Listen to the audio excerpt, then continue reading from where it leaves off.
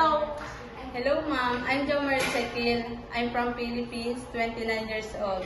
I'm married and I have 2 children, 1 boy and 1 girl. Girl is 10 years old and boy is 3 years old. I have finished my college, 2 years college at hotel and restaurant services. I have experience as a household worker here in the Philippines. My main duties is taking care of the children, newborn, and 7 years old. My duties is cooking, laundry, and also marketing.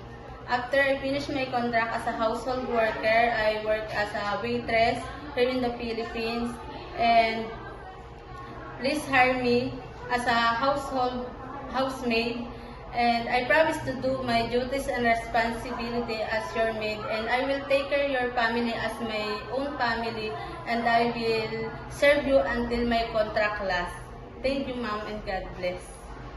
So you have take care of newborn baby experience. Yes, ma'am. You like kids? Yes, ma'am. I like.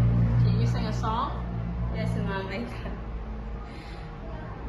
Twinkle, twinkle, little star, how I wonder what you are. Up above in the sky, like a diamond in the sky.